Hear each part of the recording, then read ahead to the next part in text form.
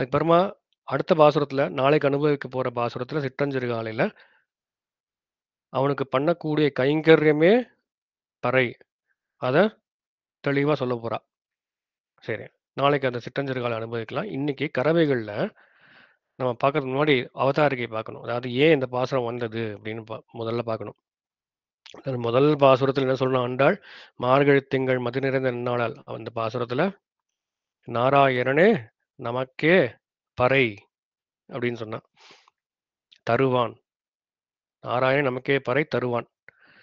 அதாவது எம்பெருமான் ஸ்ரீமன் நாராயணன் தான் நம்மளுக்கு வழியாகவும் இருக்கான். அவன் தான் நம்மளுக்கு அடையப்பட வேண்டிய இலக்காகவும் இருக்கான். 6 பேரு. உபாயம், உபேயம், பிராபகம், பிராப்யம். இது எல்லாமே முதல் பாசுரத்துல சொல்லியாச்சு. நாராயணனே பறை. நாராயணனே நமக்கே. நாராயணனே தருவான். நமக்கே பறை. நமக்கே தருவான்.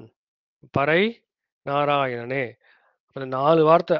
நாராயணனே நமக்கே பறை தருவான். 4 வார்த்தைய எப்படி வேணா நீங்க மாத்தி போட்டுக்கோங்க. அர்த்தம் வந்துரும். அதான் இப்ப சொன்னது.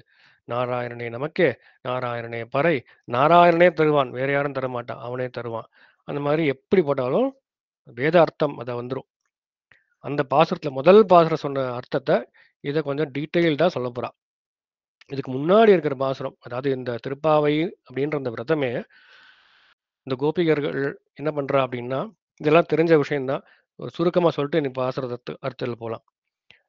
கோபிகைகள் கண்ணனை வந்து சேவிக்கணும், கண்ணனுக்கு கைங்கரியம் பண்ணணும். அதுதான் அவருடைய உண்மையான குறிக்கோள். அதுக்காக ஏதோ மழை நாட்டுல மழை இல்லை அப்படின்னு சொல்லிட்டு ஒரு விரதம் அனுஷ்டிக்கிறோம் நாங்கெல்லாம் அப்படின்னு சொல்லிட்டு வரா. அந்த விரதத்துக்கு தேவையான அந்த உபகரணங்கள் அதெல்லாம் வந்து கண்ணன்கிட்டே கேட்குறா. மாலை மணிவண்ணா பாசுரத்துல. அப்புறமா அந்த விரதமும் முடிஞ்சிடுறது. அதுக்கப்புறமா 27வது பாசுரம், கூடாரை வெல்லும் சீர் கோவிந்தா என்ற பாசுரத்துல சம்மானம் என்னது? இந்த விரதம் அனுஷ்டிச்சாச்சு. நாட்டு மக்களுக்கெல்லாம் நல்லா வளம் வரப்போகுது. இதுக்கு என்ன சமானம்? யாம் பெரும் சம்மானம் அப்படின்ட்டு ஒரு லிஸ்ட் போடுறா. கூடாரை வெல்லும் சீர் கோவிந்தா உந்தனை பாடை பெறகொண்டு யாம் பெரும் சம்மானம் நாடு புகழும் பரிசினால் நன்றாக சூடகமே தோள்வளையே தோடே செவிப்பூவே அப்படின்னு ஒரு லிஸ்ட் போடுறா. அதெல்லாம் பார்த்தோம். அப்ப கண்ணன் கேட்குறான், இந்த ஆண்டாள் மற்றும் உள்ள கோபிமார்கள் எல்லார்ட்டையும் பார்த்து கேட்குறான்.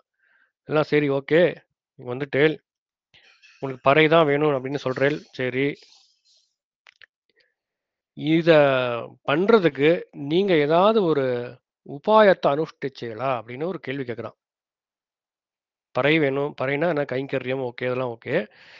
இதை வந்து உங்களுக்கு கொடுக்கறதுக்கு நீங்க ஏதாவது உங்க சார்பில் உங்க முயற்சியில ஏதாவது பண்ணியிருக்கீங்களா அப்படின்னு கேட்குறான். எதுக்கு கேட்குறான்? கண்ணன் தானே அவன், சீண்டுவான், நிறைய சீண்டுவான். ஓகே, சீண்டி பார்க்குறான். எதுக்கு சீண்டணும்? கண்ணனை பொறுத்த வரைக்கும் இந்த கோபிகைகள் எப்படி இருக்கணும், அண்ட் எப்படி எப்படி இருக்கா ஆக்சுவலி அப்படின்னா, கண்ணனை அடையறதுக்கு அவ எந்த ஒரு உபாயமும் பண்ணவே இல்லை, பண்ணவே கூடாது. அதான சொரூபம். இப்போ கோபிகைகள் அப்படின்னா யாரு? நம்ம பிரபன்னர்கள் எப்படி இருக்கணும் அப்படின்றதுக்கு அவ ஒரு ரெப்ரசன்டேட்டிவ். அவ எப்படி இருந்தா? ஏதாவது ஒரு உபாயத்தை அனுஷ்டிச்சாளா? இல்லை காட்டுல போய் நான் கண்ணனை அடைய போறேன்னு ஒரு 10 வருஷம் தவம் இருந்தாளா?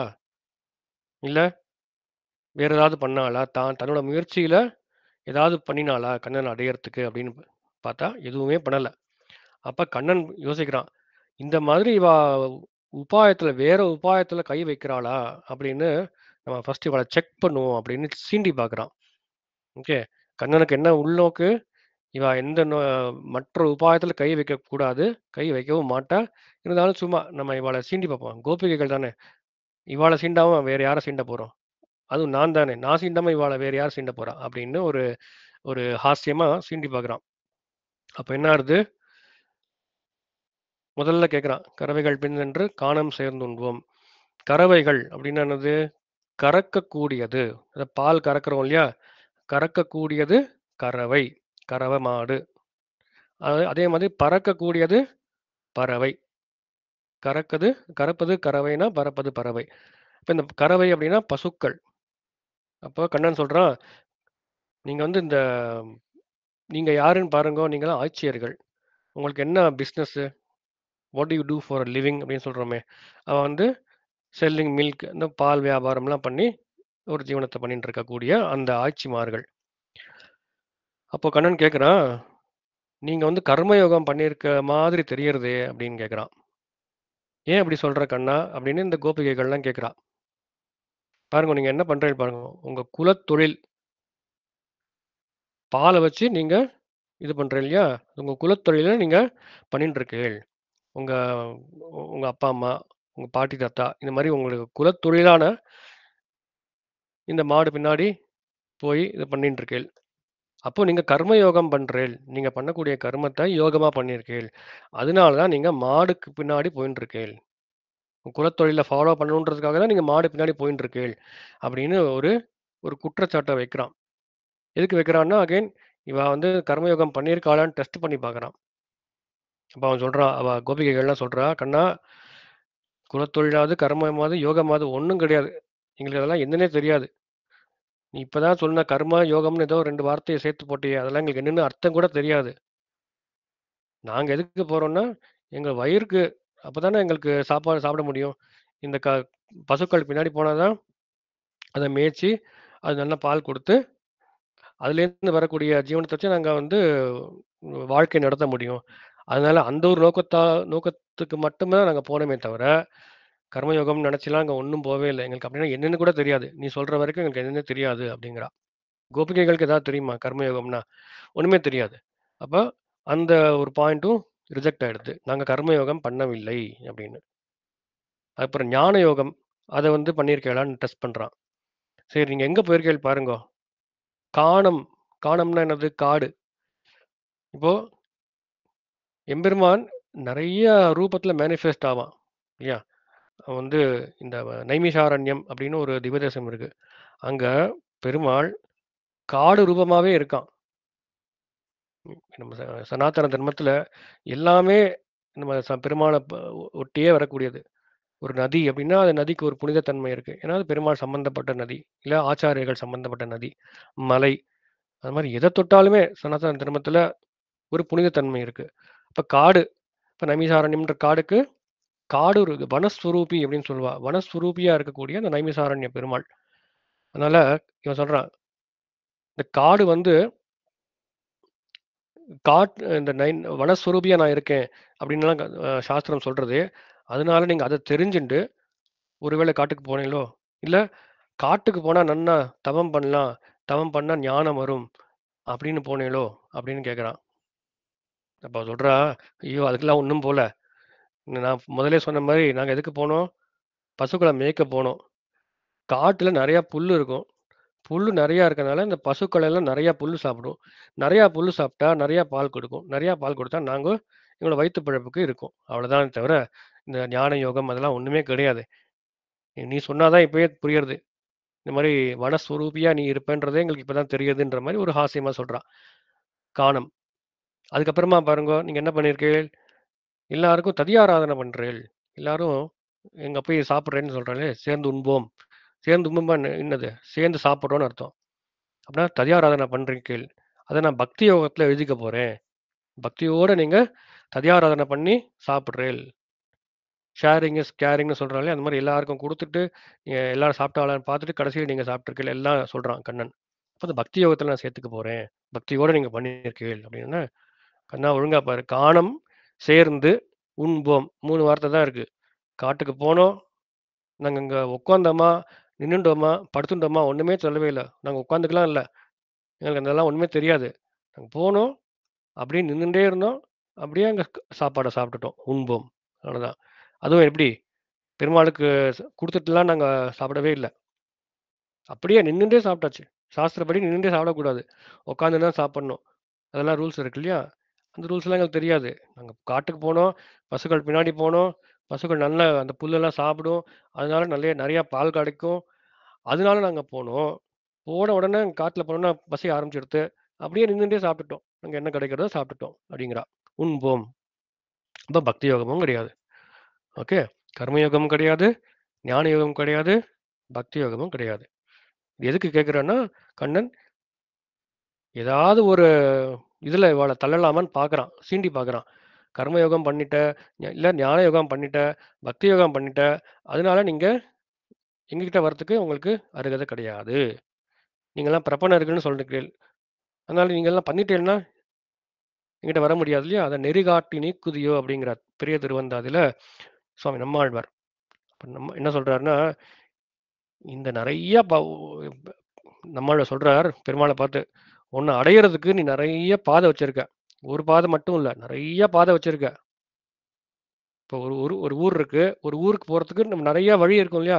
ட்ரெயின்ல போலாம், பஸ்ல போலாம்.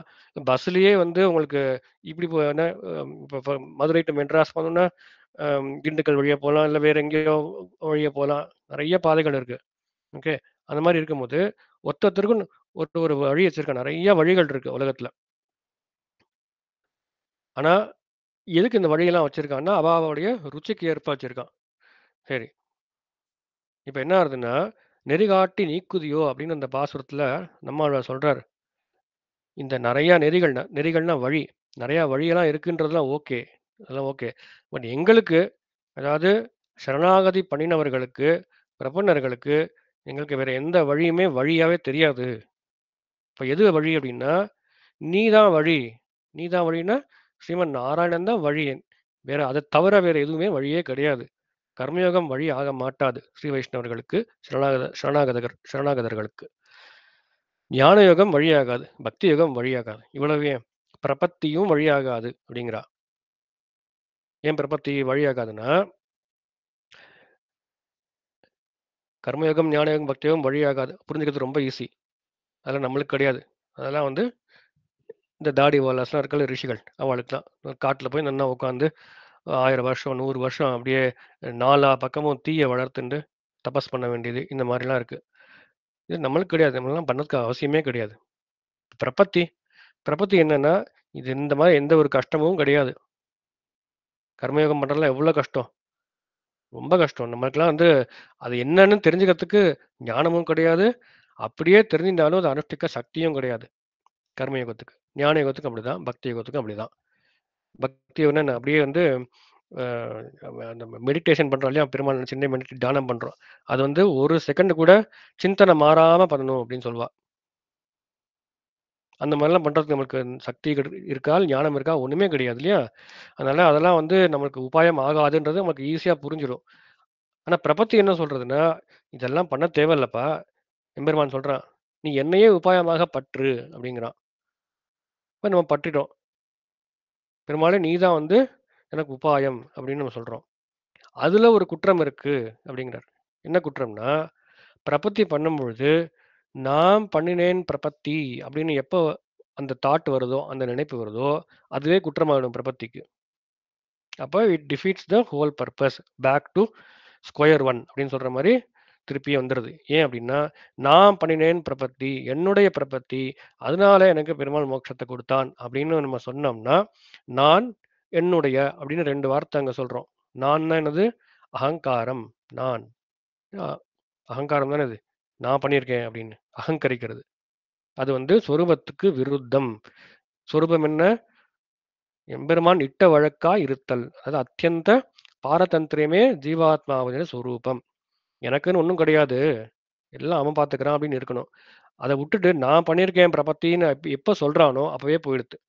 அதுக்கப்புறம் என்னுடைய இந்த செயல், என்னுடைய பிரபத்தின்னு எப்ப சொல்றானோ, அது மமகாரம். இப்ப அகங்காரம், மமகாரம் அப்படின்னு சொல்றார். அந்த அகங்காரம், மமகாரம் தான் இப்ப இருக்க எல்லா பிரச்சனைக்கும் மூல காரணம் அதுதான். மூல காரணம்னா என்ன? இது ரூட் காஸ்ன்னு இங்கிலீஷ்ல சொல்றோம் இல்லையா? அதான்.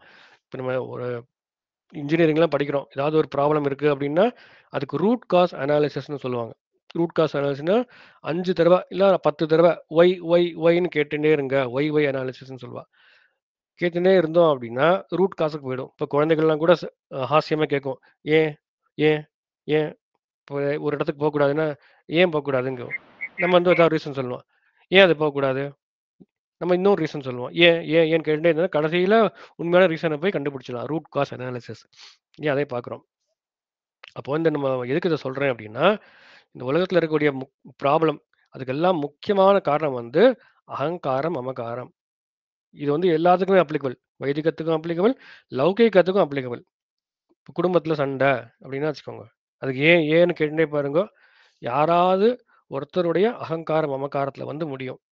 ஒருத்தர் மட்டும் இல்ல, பல ஒரு குரூப்பு, ஒரு 10 பேர், 5 பேர், ஏதோ ஒரு ஃபேமிலி ஏதாவது ஒண்ணு இருக்கும். அகங்காரம், மமகாரம் தான் பேசிக் ஃபார் எவ்ரிதிங். அதனால தான் பிரச்சனையே வருது. இது என்னுடைய சொத்து, என்னுடைய வயல், என்னுடைய வாய்க்கால், சொத்து தகராறு. இதெல்லாம் என்னுடையது, என்னுடையது, என்னுடையதுன்னு வருது. என்னுடையதுன்னு ஒண்ணுமே கிடையாது. அப்படிதானே இருக்கணும். நம்மளுக்குன்னு உண்மையே கிடையாது. எல்லாம் பெருமாள் குடுத்தது, ஆச்சாரியன் குடுத்தது. அப்படி இருக்கிறத விட்டுட்டு, நான் எனதுன்னு நினைச்சுட்டு இருந்தேன்னா, பிரச்சனைக்கு எல்லாமே காரணம்.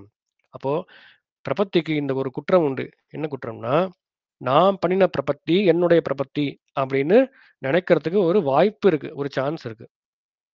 அப்போ அத எப்படி போக்குறான்னா, சர்வதர்மான் பரித்யஜ மாம் ஏகம் சரணம் பிரஜ அப்படிங்கிறார். மாம் ஏகம்னா, இந்த ஏகம்ன்ற அந்த வேர்ட வந்து அண்டர்லைன் பண்ணிக்கணும். மாம் ஏகம்னா ஐ ஒன்லி. எதுக்கு ஏக்கம் சொல்லணும் அப்படின்னா, சர்வதர்மான் பரித்தஜ மாம் சரணமஜான்னு சொல்லியிருக்கலாமே. என்னையே உபாயம் பற்றுனா, இவன் என்னை உபாயமாக பற்றுன்னு சொல்லியிருக்கலாம். அதை விட்டுட்டு என்னையே உபாயமாக பற்றுனா எதுக்கு அது ஏகாரம் அப்படின்னா, கண்ணன் சொல்றான், நீ என்ன பற்று, ஆனா நீ என்னை பற்றும் பொழுது நீ பற்றின அப்படின்ற அந்த எண்ணத்தையும் விட்டுடு அப்படிங்கிறா. அதையும் சேர்த்து நீ தெஜிக்க வேண்டும். சர்வ தர்மான் பரித்தேஜ, எல்லா தர்மத்தையும் விட்டுடு. நீ எதெல்லாம் தர்மம் நினைச்சிட்டு இருக்கியோ எல்லாத்தையும் விட்டுடு. சர்வ தர்மான் தெஜ்ய இல்ல, வெறும் தெஜ்ய இல்ல, பரித்தெஜ்ய, பரிபூர்ணமாக விடுவாயாக. விட்டுட்டு என்ன பண்ணணும்? மாம் ஏகம் சரணம் பஜ. நீ பண்ணக்கூடிய அந்த பிரபத்தையும் சேர்த்து விட்டு விட்டு என் என்னை ஒருவனையே உபாயமாக வரிப்பாயாக. அதான் பிரபத்தி. பிரபத்தின்றது புரிஞ்சுக்கிறதுக்கு ரொம்ப ரொம்ப ரொம்ப ரொம்ப ஈஸி. ஒண்ணுமே கிடையாது. சிம்பிளா சொல்லணும்னா, நீ ஒண்ணுமே பண்ண வேண்டாம்ப்பா அப்படிங்கிறான் கண்ணன். நீ ஒண்ணுமே பண்ண வேண்டாம். அப்படியா? ஒண்ணுமே பண்ணாம எப்படி இருக்கிறது? ஏதாவது பண்ணி பண்ணி பழகிட்டோமே. ஒண்ணும் சும்மா இருக்க சொல்றேன்ல நீங்க. ரொம்ப கஷ்டமான ஒரு விஷயமே சும்மா இருக்கிறது தான். எதையாவது நோண்டிட்டே இருப்போம். ஒரு கொஸ்டின் நிக்கிறோம்னா நம்ம கால் ஆடிட்டு இருக்கோம். சும்மா நிக்கவே முடியாது. ஏதாவது ஒண்ணு பண்ணிட்டு இருப்போம். இல்ல ஒரு கூட்டத்துல பேசிட்டு இருப்போம். சைத்தன்ய காரியம்னு சொல்றார். சைத்தன்ய காரியம் நம்ம சைத்தன்யம் குடுத்திருக்கார் பெருமாள். அது கான்ஷியஸ்னஸ் குடுத்திருக்கார். அத வச்சு நம்ம ஏதாவது பண்ணிட்டே இருப்போமே. இல்லையா? அப்ப சும்மா இருக்கிறதே ரொம்ப கஷ்டம். ஆனா கண்ணன் சொல்றான், நீ எதுவுமே என்ன வந்து அடையறதுக்கு நீ உபாயமாக அனுஷ்டிக்கவே வேண்டாம். நான் பார்த்துக்கிறேன் அப்படிங்கிறான் கண்ணன். மாம் ஏகம் சரணம் பிரஜான். என்னையே நீ உபாயமாக வரி. அதான கண்ணன் சொல்ற விஷயம். அத விட்டுட்டு நீ கண்ணா பின்னாடி நானே ஒரு காரியத்த பண்ணுவேன் அப்படின்னு சொன்னா, அது உன்னுடைய ஸ்வரூபத்துக்கு விருத்தம் அப்படிங்கிற. மாம் ஏகம் சரணம் பிரஜன்றது அர்த்தமே அதான். அகம் த்வா சர்வ பாப்பேபியோ மோக்ஷயிஷ்யாமி மாசுஜகா. மாசுஜகான்றது 18 அத்தியாயம் கொண்ட அந்த கீதையினுடைய உயிரான சொல். அந்த ஒரே ஒரு சொல் மாசுஜகா. மாசுஜகா அப்படின்றத புரிஞ்சுட்டோம்னா, நமக்கு எல்லாமே புரிஞ்சு போயிடுதுன்னு அர்த்தம். கவலைப்படாதே. மாசுஜகாவோட ஈக்குவலன்ட் என்னது வேர்டு தமிழ்? கவலைப்படாதே. Don't worry, be happy. அவ்வளவுதான். நீ ஏன் உனக்கு நமக்கு அத சொல்றான் அப்படின்னா, கவலை ஏன் வருது நம்மளுக்கு? ஏன் வருதுன்னா, அகைன் அகங்காரம், மமகாரம் தான். நான் ஏதாவது ஒரு ஒரு காரியம் பண்ணிட்டேன். அந்த காரியம் நல்லதா? கெட்டதா? அப்படின்னு எனக்கு தெரியலையே. ஒரே டென்ஷனா இருக்கு. அப்படின்னு ஒரு கவலை. இப்ப நான் பண்ணினேன் அப்படின்னு அந்த நினைப்பு வந்ததுனால தானே அந்த டென்ஷனே வருது. அத நீ எடுத்துரு. நீ பண்ணேன்னு ஒண்ணும் நினைச்சுக்கவே நினைச்சுக்காத. எல்லாம் நான் தான் பண்ணிட்டு இருக்கேன்னு புரிஞ்சுக்கோ அப்படின்னா. அப்ப நான் பெருமாள் சொல்றேன். நான் பண்ணேன்னு நீ புரிஞ்சுட்டேன்னா, உனக்கு கவலையே வராது. கவலையே வராதுன்னா, நீ மாஸ்டர் டோன்ட் வரி ஹேப்பியா இருன்னு சொல்றாரு. ஓகே. அதனால தான் நம்ம பண்ணி, பண்ணி, பண்ணி ஒரு காரியத்த பண்றோம். இப்ப ஒரு ஏதோ ஒரு காசு வருது. போனஸ் வருது. ஓகே. அந்த போனஸ் வந்து நம்ம பார்த்துக்கணுமே, சரியா பார்த்துக்கணுமேன்னு எல்லாத்துக்கும் கவலை, டென்ஷன். இத எப்படி வச்சா, எங்க போட்டா நல்லா இது வட்டி வரும், இல்ல பெருகும். எல்லாத்துக்கும் ஒரு கவலைய நம்ம ஈஸியா வந்து தேடின்றுவோம். கவலைய தேடி தேடியே போயிட்டே இருக்கோம். இப்ப இருக்கிற ஜெனரேஷன்ல. அதனால அவன் சொல்றான், இந்த போனஸ் உனக்கு குடுத்தது யாருன்னு யோசி. நீ ஒண்ணுமே பண்ணல. எல்லாம் நான் தான் உன்ன பண்ண வைக்கிறேன். அதனால உனக்கு போனஸ் வந்திருக்கு. அத நீ பாதுகாத்துறதுக்கு நீ ஒண்ணும் பண்ண வேண்டாம். அதுவும் நானே பார்த்துக்கிறேன். அப்படின்னு தாட் வந்துருச்சுன்னா கவலையே வராது. எல்லாம் அவன் பார்த்துக்கிறான்னு விட்டுருவோம். ரொம்ப புரியிறது ரொம்ப ஈஸி. ஆனா நடைமுறைப்படுத்துறது கஷ்டம். ஆனா ஏன் இது கஷ்டம்னா, நம்ம பண்ணி நடைமுறைப்படுத்த வேணும் அப்படின்னு ஒரு தாட் இருந்தா கஷ்டம். அத நடைமுறைப்படுத்த வேண்டியதும் அவனே அப்படின்னு விட்டுட்டோம்னா கஷ்டமே கிடையாது. நம்ம சிவவைஷ்ணவ சம்பிரதாயம் சொல்ல உண்டு. நல்லா உறங்கும்போது மார்புல கை வச்சுட்டு நிம்மதியா உறங்கலாம். ஏன்னா பா பாரத்த நியாசம் பண்ணிட்டோம். பரநியாசம் ஆயிடுத்து. பரநியாசம்னா என்னது? நம்முடைய பாரத்தை நியாசம் பண்ணிட்டோம். Surrender, total surrender of our burden தான் பரநியாசம். அதை பண்ணிட்டோம்னா நமக்கு கவலைப்படுறதுக்கு ரைட்ஸ் கிடையாது, அருகதை கிடையாது, டைம் கிடையாது, எதுவுமே கிடையாது. ஜாலியா இருக்க வேண்டியது. அதான் நம்ம ஆனந்தம். நம்ம எங்கேருந்து வந்தோமோ அங்கேயே நம்ம போயிடலாம். ஆனந்தத்திலேருந்து வந்தவன் நம்மலாம். அதனால அந்த ஆனந்தத்தை நோக்கியே இருக்கலாம் அப்படிங்கிறார். சரி. எதுக்கு இதெல்லாம் சொல்றேன் அப்படின்னா, கண்ணன் செக் பண்றான். கர்மயோகம் பண்ணியிருக்காளா? இல்லை. ஞான யோகம் பண்ணியிருக்காளா? இல்லை. பக்தி யோகம் இருக்கா? இல்லை. அப்ப என்னதான் இருக்கு அப்படின்னா, நீங்க ஏதாவது ஒண்ணு உங்ககிட்ட ஏதாவது ஒரு ப்ளஸ் பாயிண்ட் இருக்கணுமே. என்ன இருக்கு உங்ககிட்ட அப்படின்னு கேட்குறான். அப்ப அவ எல்லாம் சொல்றா, நாங்க யாருன்னு ஃபர்ஸ்ட் பாரு. அறிவொன்றும் இல்லாத ஆய்குலம். எங்களோட குலம் என்னது? ஆய்குலம். மாடுக்கு பின்னாடியே போயிட்டு இருக்கக்கூடிய ஒரு குலம். மாடு, புல்லு, பாலு, வெண்ணெய், தயிர் இதுதான் எங்களுக்கு தெரிஞ்ச வேர்ட்ஸ். இது தவிர எங்களுக்கு வேர்ட்ஸே தெரியாது. எங்களுக்கு ரைட் ஹேண்டுக்கும் லெஃப்ட் ஹேண்டுக்கும் டிஃபரன்ஸே தெரியாது. இடக்கை, வலக்கை தெரியாத ஆய்குலத்து பெண்கள் அப்படின்னு சொல்றது உண்டு. அறிவு ஒன்றும் இல்லாத ஆய்வுகள். எங்களுக்கு ஒரு அறிவு கூட கிடையாது. இப்ப நீ எல்லாம் நிறைய சொன்னீங்க. கர்ம யோகம்னு சொன்ன, ஞான யோகம்னு சொன்ன, பக்தி யோகம்னு சொன்ன, அதெல்லாம் பத்தி எங்களுக்கு அறிவே கிடையாது அப்படின்னு சொல்றேன். எனக்கு தெரிஞ்சதெல்லாம் எங்களுக்கு தெரிஞ்சது நீ மட்டும்தான் கண்ணா, நீ மட்டும்தான் அப்படிங்கிறான். அறிவு ஒன்றும் இல்லாத ஆய்குலத்து. இந்த மாதிரி இருக்கக்கூடிய ஆய்குலம், நாங்க ரொம்ப கீழே இருக்கக்கூடிய ஒரு குலம். எங்களுக்கு ஒரு அறிவும் கிடையாது. மாடு பின்னாடியே போயிட்டு இருப்போம். இந்த மாதிரி ஒரு குலத்துல நீ வந்து பிறந்த பாத்தியா? அதுதான் எங்களுக்கு கிடைச்ச ஒரு பெரிய ஒரு பொக்கிஷம் அப்படிங்கிறா. உந்தன்னை கிருஷ்ணரை பார்த்து சொல்றார். உந்தன்னை பிறவி பெருந்தனை புண்ணியம் யாமுடையும். எங்களுக்குன்னு ஒரு புண்ணியம் கிடையாது. நாங்க ஒரு புண்ணிய காரியம்லாம் எதுவுமே பண்ணவே இல்லை. எங்க தலையில வச்சிடாத. எங்களுக்குன்னு ஒரு புண்ணியம்லாம் கிடையாது. எங்களுக்கு இருக்கிற ஒரே புண்ணியம் நீ மட்டும்தான். புண்ணியம் அப்படின்னா ஈக்குவல் டு பெருமாள். வேற யாருமே இல்லை. அந்த புண்ணியம் யாமுடையும். எங்க குலத்துல வந்து நீ தோன்றிருக்கியே, இதுதான் வந்து எங்களுடைய புண்ணியம். இப்போ அந்த இடத்துல சொல்லும் போது எங்கள் குலம்னு நல்ல பெருமையா சொல்லிக்கிறா. ஏன் அப்படின்னா பெருமாளே வந்து பிறந்துட்டானே. அப்ப அந்த சாத்வீக அகங்காரத்தோட எங்க குலத்துல வந்து நீ பிறந்திருக்கே, நீ எவ்வளவு ஒரு சௌலபியன் அப்படிங்கிற. நீ வந்து பராத்பரன். எல்லா உலகத்துக்கும் நீதான் காரண கர்த்தாவே நீதான். எல்லாத்தையும் படைக்கிறவன் நீதான், காக்கிறவன் நீதான், அழிக்கிறவன் நீதான், எல்லாமே நீதான். அப்படி இருக்கக்கூடிய அந்த சர்வேஸ்வரன் எம்பெருமான் ஸ்ரீமன் நாராயணன், அவன் வந்து எங்கேயோ இருக்கக்கூடிய எங்க குலத்துல வந்து பிறந்திருக்கியே, இதுக்கு நாங்க ஏதாவது பண்ணினோமா? ஒண்ணும் பண்ணவில்லை அப்படிங்கிறார். அதனால நாங்க எந்த ஒரு காரியத்தையும் உபாயம்ன்ற புத்தியோட நாங்க பண்ணவே இல்லை. நீயே வந்து பிறந்திருக்க. நீ வந்து பிறக்கறதுக்கு நாங்க யாராவது ஏதாவது பண்ணோமா? அப்படின்னா எதுவுமே பண்ணல. ஆனா அப்ப என்ன சொல்றார்? நீ யாருன்னு பாரு. நாங்க யாருன்னு பாரு. ஏணி வச்சாலும் எட்டாது. நீ யாரு? குறை ஒன்றும் இல்லாத கோவிந்தா அப்படிங்கிறா. உன்கிட்ட ஒரு குறை கூட சொல்ல முடியாது. குறை ஒன்றும் இல்லாத கோவிந்தா. எந்த குறையும் உன்கிட்ட சொல்ல முடியாது. நாங்க யாருன்னு பாரு. ஒன்றும் இல்லாத ஆய்குலத்து பெண்கள். குறை ஒன்றும் இல்லாத கோவிந்தன் இங்க இருக்கான். ஒன்றும் இல்லாத ஆய்குலத்து பெண்கள் இங்க இருக்கா. எங்களுக்கு ஒரு அறிவு கூட கிடையாது. Totally illiterate. டோட்டலி எங்களுக்கு ஒண்ணுமே தெரியாது. அந்த மாதிரி இருக்கக்கூடிய எங்கள் குலத்துல வந்து குறையே இல்லாத நீ வந்து பிறந்திருக்கியே, இது என்ன ஒரு சௌலபியம்பா? எங்களுக்கு புரியவே இல்லையேங்கிறா. குறை ஒன்றுமில்லாத கோவிந்தா. ஏதாவது ஒரு குறை சொல்ல முடியுமா பெருமாளை பார்த்து? சொல்லவே முடியாது. இந்த காசு விஷயம் ஃபர்ஸ்ட் கொஞ்சம் தான் சொல்றேன். காசு விஷயம். பெருமாள் கிட்ட இந்த ஒரு ரத்தின கல் மட்டும் இல்ல. அதை தவிர எல்லாம் இருக்கு அப்படின்னு சொல்ல முடியுமா? சொல்லவே முடியாது. எல்லாமே அவங்ககிட்ட இருக்கு. சரி, பெருமாள்கிட்ட இந்த ஒரு குணம் இல்ல. கருணைன்ற குணம் மட்டும் இல்ல. மிச்சம் எல்லாமே இருக்கு. இல்ல தயைன்னு ஒரு குணம் இல்ல. அது எல்லாம் மிச்சம் எல்லாம் இருக்கு. இந்த வாத்சல்யம்னு ஒண்ணு இல்ல. அது மிச்சம் எல்லா குணமும் இருக்கு. இல்ல வீரியம் இல்ல. வீரமே இல்ல. மிச்சம் எல்லாம் இருக்குன்னு சொல்ல முடியுமா? எல்லா குணமும் இருக்கு. சரி, எல்லா குணமும் இருந்தா கூட இந்த வாத்சல்யம்னு ஒரு குணம் சொல்றோம். அந்த வாத்சல்யம்ன்ற குணம் வந்து ஒரு 90% தான் இருக்கு. ஒரு 10% குறையுதுன்னு சொல்ல முடியுமா? இல்ல. எல்லா குணமும் பரிபூர்ணம். பரிபூர்ணம்னா பூர்ணமாலே கம்ப்ளீட். பரிபூர்ணம்னா டோட்டலி காம்ப்ரிஹென்சிவ், ஃபுல்லி கம்ப்ளீட். எல்லா குணங்களும் பெருமாள் இடத்துல கம்ப்ளீட்டா இருக்கான். அப்ப குறை ஒன்றுமே இல்ல. எந்த குறை நீ சொல்ல முடியும் பெருமாள் கிட்ட? ஒரே ஒரு குறை வேணா சொல்லலாம். அவனுக்கு சமமா யாருமே இல்ல. அப்படின்ற ஒரு குறை வேணா சொல்லலாம். இப்ப பெருமாளை பத்தி ஒரு ஹாஸ்யமா சொல்றது உண்டு. பெருமாளுக்கு வந்து ஒருத்தர் பேர் கொடுத்தானு. ஓம் ஸ்ரீ தாரித்ராய நமஹ அப்படின்னு சொன்னாராம். பெருமாளுக்கு தாரித்ரியம் உண்டு அப்படின்னா. தாரித்ரியம்னா அவன் ஒரு தரித்திரன்.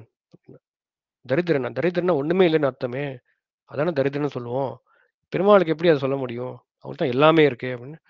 எல்லாமே இருக்கு. ஆனா ஒரே ஒரு விஷயத்துல அவனுக்கு வந்து அந்த தாரித்திரம் உண்டு அப்படின்னா. என்னது? அவனுக்கு சமமா வேற ஒரு தேவதையோ, இல்ல வேற யாரையுமே சொல்லவே முடியலையே. அந்த விஷயத்துல அவனுக்கு தாரித்திரம் இருக்கா இல்லையா? அப்படின்னு ஒரு ரசமா சொல்றது உண்டு. அப்போ குறை ஒன்றுமே இல்லாத கோவிந்தன் அவன். அப்பேற்பட்ட அந்த கோவிந்தன் நம்மிடையே வந்து பிறந்திருக்கானே!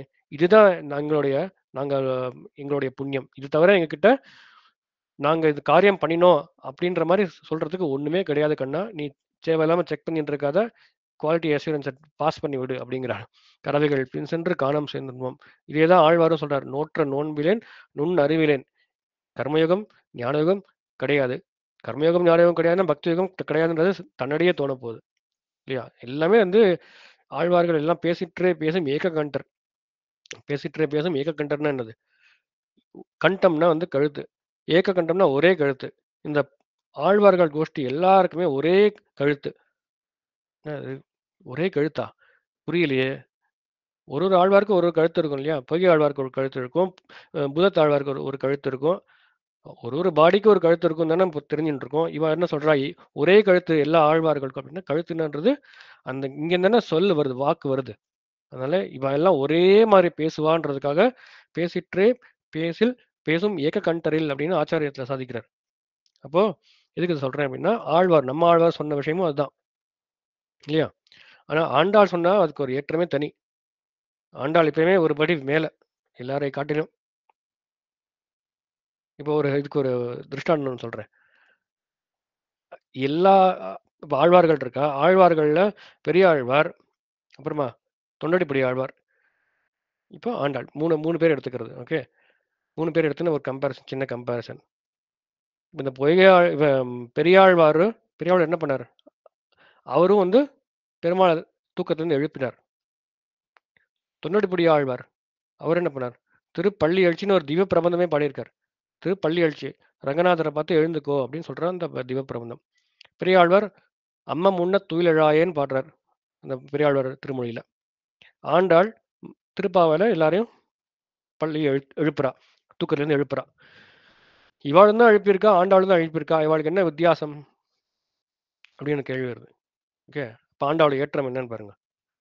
இந்த ஆச்சாரியத்துல ஒரு சூத்திரம் வருது. விஸ்வாமித்ர, விஷ்ணு சித்த, துளசி விருத்தியரோடே அப்படின்னு சேர்ந்து ஒரு சூத்திரத்துல ஒன்று வரும். அந்த பெருமாளுக்கு திருப்பள்ளி பாடுறவா 3 பேர் எடுக்கிறார். விஸ்வாமித்திரர் சக்கரவர்த்தி திருமகனான ராமனுக்கு கௌசல்யா சுப்ரஜா அப்படின்னு சொல்லி எழுப்பினார். அது ஒண்ணு.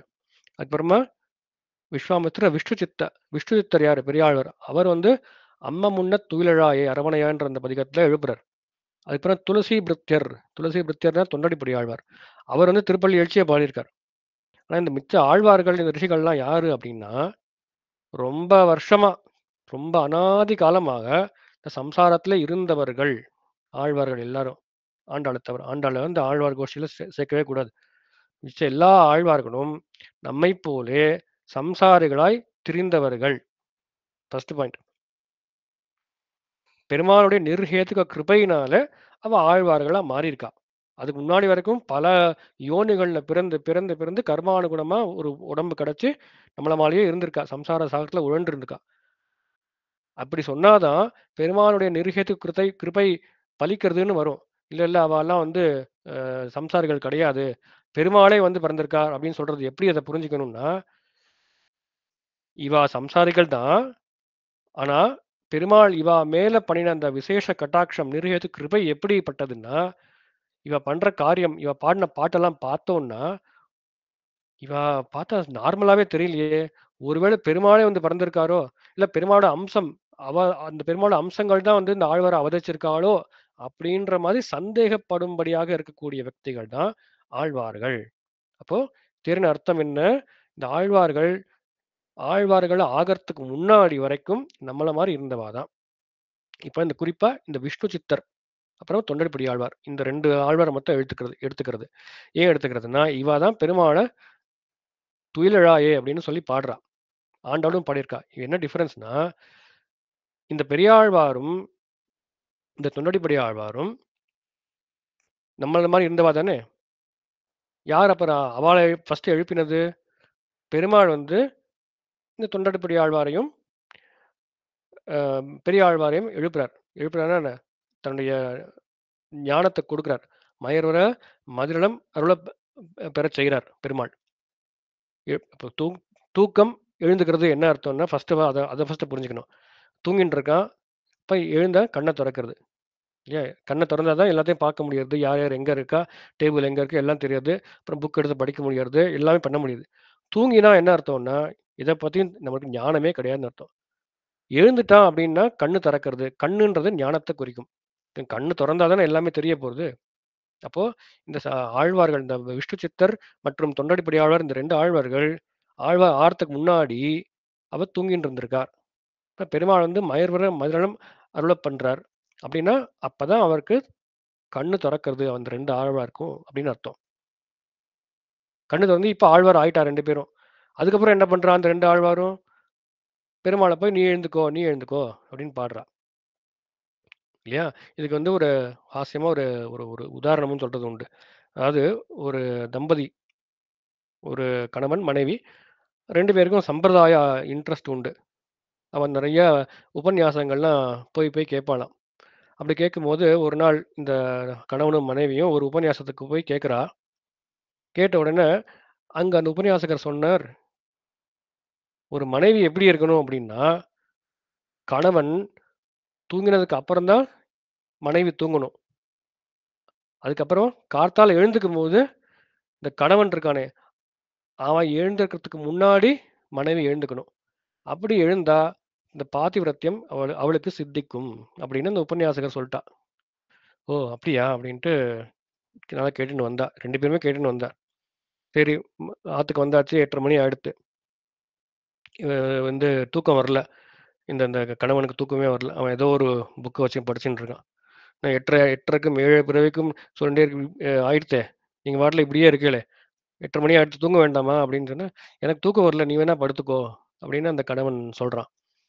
அப்ப அந்த மனைவி சொல்றா, எப்படி இப்படி சொல்ல முடியும்? நீங்க இப்படி சொன்னேன்னா என்னுடைய பாதிவிரதம் எப்படி சித்திக்கும்? எப்படி பலிக்கும்? அப்படின்னு அந்த மனைவி சொல்றா. என்னது? பாதிவிரத்தியம் எப்படி சித்திக்குமா? என்ன சொல்ற நீ? ஆமா, அன்னைக்கு உபன்யாசத்துல நீங்க கேட்கலையா சரியா? அந்த உபன்யாசகர் என்ன சொன்னார்? மனைவி கணவன் தூங்கறதுக்கு அப்புறம் தான் தூங்கணும்.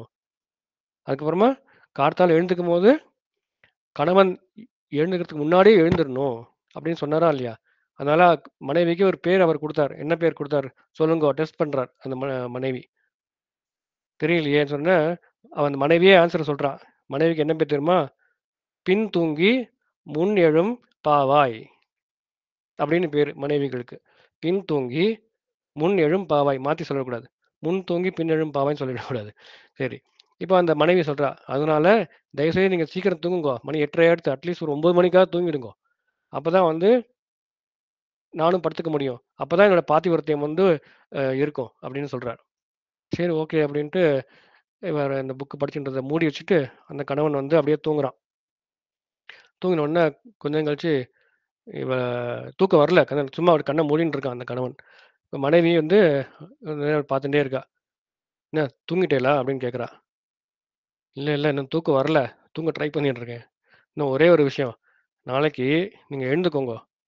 சப்போஸ் எனக்கு முன்னாடி நீங்க எழுந்துட்டேன்னா, என்ன பண்ணுங்கோ, என்ன எழுப்பி விட்டுட்டு மறுபடியும் போய் நீங்க தூங்கிடுங்கோ." அப்படிங்கிறா மனைவி. "அப்படியா? சரி ஓகே." அப்படின்ட்டு கார்த்தால என்ன பண்றான், நம்ம கணவனுக்கு முழிப்பு வந்துடுறது. முழிப்பு வந்த உடனே இந்த மனைவிய எழுப்பிட்டு, "எழுந்துக்கோ, எழுந்துக்கோ, எழுந்துக்கோன்னு" சொல்லிட்டு திருப்பி போய் அவன் படுத்துன்றான் இந்த கணவன். அப்ப மனைவி வந்து ஹாப்பி ஆயிடுறா. அப்பா நம்ம ஃபர்ஸ்ட் எழுந்துட்டோம். இவன் இன்னும் தூங்கிட்டு இருக்காரு அப்படின்ற மாரி. இதே மாதிரி தான் இருக்கு இந்த ஆழ்வார்கள் பெருமாளை எழுப்புனது. என்ன பண்ணார் இந்த ஆழ்வார்கள்? ஃபர்ஸ்ட்டு பெருமாள் இந்த 2 ஆழ்வார்களையும் எழுப்பிட்டு, இவன் போய் படுத்துன்ட்டான். பெருமாள் படுத்துன்ட்டான். அதுக்கப்புறம் இந்த 2 ஆழ்வார்கள் என்ன பண்றார்? பெருமாள போய் எழுந்துக்கோ, எழுந்துக்கோன்னு திருப்பள்ளி எழுச்சி பண்றா. அதுலேருந்து என்ன தெரியுதுன்னா, இந்த ஆழ்வார்கள் இது ஆழ்வார்கள் ஆறதுக்கு முன்னாடி அவள எழுப்பினது யாரு ஃபர்ஸ்ட்டு? பெருமாள் தானே. பெருமாள் போய் சும்மா தூங்கிட்டு இருக்க மாரி பண்றான். அத எழுப்புறா. ஆனா அந்த ஆண்டாள் என்ன பண்றா? நித்திய சூரியவ. ஆண்டாள் வந்து சாக்ஷாத் பூமி பிராட்டி தானே. அதனால அவளுக்கு மயர்வர அதாவது இந்த மிச்ச ஆழ்வார்கள் மாதிரி ஒரு பாயிண்ட் ஆஃப் டைமுக்கு அப்புறம் தான் இவ ஆண்டாள் ஆனா அப்படின்லாம் இல்லை. பிறக்கும் போதே துளசி மாதிரியே அந்த வாசனையோட பிறந்தவ. அதனால அந்த ஒரு குற்றம் சொல்லவே முடியாது இல்லையா? எப்பயுமே வந்து அந்த ஞானத்தோடயே இருக்கிறவ. ஒரு காலத்துல தான் ஞானம் வந்தது, இதுக்கு முன்னாடி ஞானம் இல்லை அப்படின்னு அந்த குற்றம் ஆண்டாளுக்கு சொல்லவே முடியாது. எப்பயுமே ஞானத்தோட இருக்கிறவ. அதனால அவ பாடுற அந்த திருப்பாவை வந்து எப்பயுமே எனி டைம் அவ சொன்னா அதுக்கு வேல்யூ வந்து ஜாஸ்தி. இவாள மாரி இவாளே இப்பதான் எழுந்திருக்கா. எழுந்தவுடனே பெருமாளை எழுப்பிக்கோன்னு சொல்லி அந்த மாதிரி எல்லாம் கிடையாது. ஆசிமா சொல்ற அந்த கதையில. அதனால திருப்பாவைக்கு அந்த ஒரு ஏற்றம் உண்டு. திருப்பாவைக்கு மட்டும் இல்ல, ஆண்டாளுக்கு மிச்ச ஆழ்வார்கள் என்ன பண்ணாலும் ஒரு படி வந்து மேல தான் ஆண்டாள். 5 குடைக்கு ஒரு சந்ததியாய் ஆழ்வார்கள் தம் செயலை விஞ்சி நிற்கும் தன்மையாய் அப்படின்னு உதய சத்திரமாலையில சுவாமி மணவாள மாமன் சாதிக்கிறார் இல்லையா? அதனால ஆண்டாள் வந்து திருப்பள்ளி இந்த அம்மமுன்ன துயிலாழேன்னு மிச்ச ஆழ்வார்கள் பாடினால் கூட திருப்பாவையனுக்கு அவர் ஒரு ஏற்றம் உண்டு. இருக்கட்டும். ஸோ இப்போ அந்த குறை ஒன்றும் இல்லாத கோவிந்தான்னு சொல்லிட்டா. உந்தன்னோடு உறவில் நமக்கு இங்கு ஒழிக்க ஒழியாது. நீ வந்து எப்பேற்பட்டவன் பாரு கண்ணா. நீ வந்து சர்வ சர்வ மாத்பரன். எல்லா உலகமும் உன்னுடைய அதீனம் தான். எல்லாத்தையும் நீ தான் கண்ட்ரோல் பண்ற. அப்படி இருக்கக்கூடிய நீ எங்க குலத்துல வந்து பிறந்திருக்க. இதுக்கு ஒரு எக்ஸாம்பிள். ஒரு உயர்ந்த ரத்தினம் இருக்கு, மாணிக்கம் இருக்கு. அந்த ரத்தினமானது ஏதாவது கீழே ஒரு ஒரு கல்லு ஒரு நிறைய மண்ணுல விழுந்தா கூட ரத்தினம் வந்து ரத்தினத்தோட வேல்யூ குறையவே குறையாது. அது அப்படியே லைட்டா தட்டி விட்டானா போதும் அந்த தூசி அவ்வளவுதான். அது திருப்பி பளபளன்னு இது இருக்கும் இல்லையா? அதே மாதிரி பெருமாள் நீ வந்து ஒரு ரத்தினம், மாணிக்கம். நீ வந்து எங்க குலத்துல வந்து பிறந்திருக்க. நாங்க வந்து மண்ணு மாதிரி இருக்கோம். நீ பிறந்ததுனால உன்னுடைய புகழ், உன்னுடைய கீர்த்தி வந்து குறைய போறதா? ஆக்சுவலி ஸ்பீக்கிங் உன் கீர்த்தி இன்னும் இன்க்ரீஸ் ஆக போறது அப்படிங்கிறா. ஏன் அப்படின்னா, அப்பேற்பட்டவன் கீழ வந்து பண்ணியிருக்கியே. நீ எங்க குலத்துல வந்து பிறந்திருக்கியே. இதுதானே சௌலபியத்தோட எல்லை நிலம். சௌலபியத்தோட எல்லை நிலம் தான் அர்ச்சாவதாரம். இல்லையா? அந்த மாதிரி நிறைய கோயில்கள்லாம் இருக்கே. அப்போ சொல்றார், இந்த கோபிகை சொல்றா, அப்பேற்பட்டவன் எங்க குலத்தை வந்து நீ பிறந்திருக்கிறது வந்து எவ்வளோ ஒரு பெரிய செயல். உன் கீர்த்தி கூட போறது அப்படின்னு சொல்றா. அதுக்கப்புறமா உந்தன்னோடு உறவேல் நமக்கு இங்கு ஒழிக்க ஒழியாது. அப்படி இருந்தாலும் நீ அப்பேற்பட்ட பெரியவனா இருந்தா கூட எங்க குலத்துல இருந்து பிறந்திருக்க. நம்ம 2 பேருக்கும் இருக்கக்கூடிய இந்த சம்பந்தம் அத ஒழிக்க ஒழியாது. ஒழிக்கவே முடியாது. என்ன பண்ணாலும் ஒழிக்க முடியாதுங்கிறார். என்ன சம்பந்தம்? ஹஸ்பண்ட் ஒய்ஃப் சம்பந்தமா? இல்ல பிரதர் சிஸ்டரா? எல்லா விதமான சம்பந்தம் அவன்தான். நவவித சம்பந்தம்னு ஒரு தனி கிரந்தமே பண்ணியிருக்கார் பிள்ளைலோகாச்சாரியார் சுவாமி. ஒரு ஜீவாத்மாவுக்கும் பரமாத்மாவுக்கும் என்னெல்லாம் சம்பந்தங்கள் இருக்கு. அதாவது அவன் தான் ஓனர், நம்ம வந்து ஓன்டு. அவன் தான் வந்து சுவாமி, நம்ம வந்து சொத்து. அவன் தான் ஹஸ்பண்ட், நம்ம தான் ஒய்ஃப். அது மாதிரி நிறைய விதமான ரிலேஷன் இருக்கு. நவவிதம் 9 விதமான சம்பந்தங்கள் இருக்கு. இப்ப ஆண்டா சொல்றா, "உந்தன்னோடு உறவேல் நமக்கிங்கு ஒழிக்க ஒழியாத இந்த சம்பந்தத்த நாங்க நினைச்சாலும் ஒழிக்க முடியாது. அவள ஏன் நீ நினைச்சாலும் ஒழிக்க முடியாது." இதுதான் அந்த பிரணவத்துல சொல்ற அர்த்தமும் தான். ஓம் அகார வாச்சியன், ஆன்றது அகார வாச்சியன், மான்றது ஜீவாத்மா.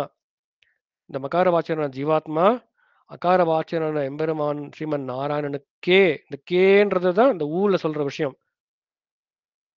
கே நாராயணனுக்குன்னு ஃபர்ஸ்ட் வரும். ஃபர்ஸ்ட் ஆன்றது நாராயணன் வச்சுக்க, ஸ்ரீமன் நாராயணன். ஆய அப்படின்னா நாராயணனுக்கு. அப்புறம் இந்த ஊ சேர்க்கறதுல உகாரம். உகாரம் அவதாரணார்த்தம்னு மூக்ஷபட்டில சாதிக்கிறார். அவதாரணார்த்தம்னா என்னது? அவனுக்கே. அவனுக்கே அப்படின்னா வேற யாருக்கும் இல்லை. அந்த மகார வாச்சியனான ஜீவாத்மா, அகார வாச்சியனான எம்பெருமான் ஸ்ரீமன் நாராயணனுக்கே அடிமை. வேற யாருக்கும் அடிமை இல்லை அப்படின்னு இந்த விஷயம். அதான் இங்க நான்முகன் திருவந்தாதிலையும் திருமழிசை பிரான் சாதிக்கிறார். 7வது பாசுரத்துல இன்றாக நாளையேயாக இனிச் சிறிதும் நின்றாக நின் அருள் என் பாலதே நன்றாக நான் உன்னை அன்றி இலேன் கண்டாய் நாராயணனே நீ என்னை அன்றி இல்லை. நான் வந்து உன்னை விட்டா இல்ல. அதே மாதிரி நீயும் என்னை விட்டா இல்ல. இதுதான் வந்து சொல்லப் போறேன். மேற்கொண்டு பார்க்க போறோம். ஓகே. இப்ப இதுக்கு எக்ஸ்பிளைன் பண்றேன். இன்னும் 2 மினிட்ஸ்ல. சரி, இப்போ இதுதான் உந்தனோடு உறவேல் நமக்கு இங்கு ஒழிக்க ஒழியாது. அறியாத பிள்ளைகளோம் எங்களுக்கு ஒன்றும் தெரியாது.